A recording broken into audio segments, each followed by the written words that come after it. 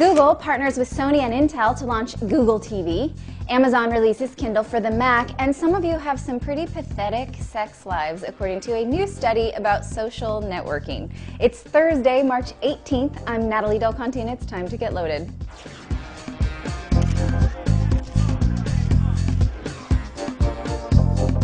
Google, Intel, and Sony are working together on something called Google TV. It's meant to bring the web into your living room through your existing TV and set-top box. So Sony would be the hardware, or the box, Intel would make the chip that runs it, and Google will be the software. Logitech is also on board to handle the remote control or the wireless peripherals like the keyboard or the speakers.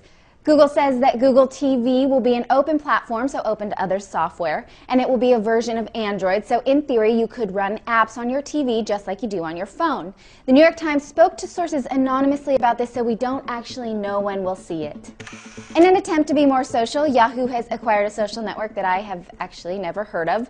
Yahoo announced the purchase of Citizen Sports, which apparently is a fan network for sports buffs. It probably isn't fair to judge them based on the fact that I'm not a member. I'm only loyal to a few select sports teams. Go Giants. Nevertheless, I suspect that Yahoo will integrate more social features into one of their more successful products, their fantasy leagues.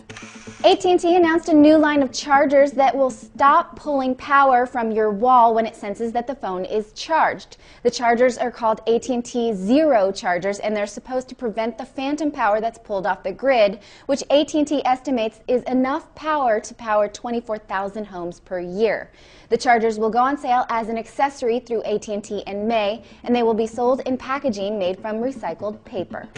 Amazon released a Kindle app for Mac. Previously, Amazon's PC version of its e-reader only worked on Windows computers. The Mac version is in beta, but it will let you access your Kindle books and view notes and highlights that you've made in the books, but unfortunately not make new ones just yet. You can also sync your place in your books so WhisperNet can pick up where you left off on your Kindle.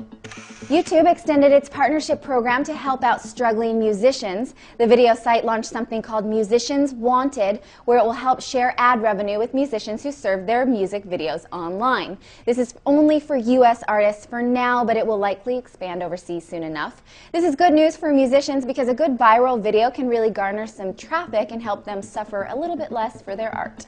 Sprint announced that it too will carry the Nexus One, the famous Google phone. This will run on Sprint's CDMA network, which is similar to Verizon's network. We don't know when, we just know that it will be soon.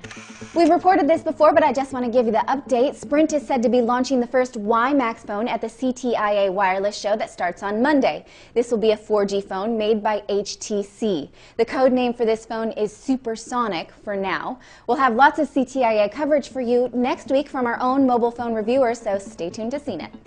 A new study about social networking behavior says a lot about the intimate lives of people on the internet. According to a study by Retrievo, 1 in 14 respondents admitted that they will read and respond to a message over Facebook or Twitter, even during sex. This number jumps to 1 in 10 for people under 25. I'm sorry, during sex?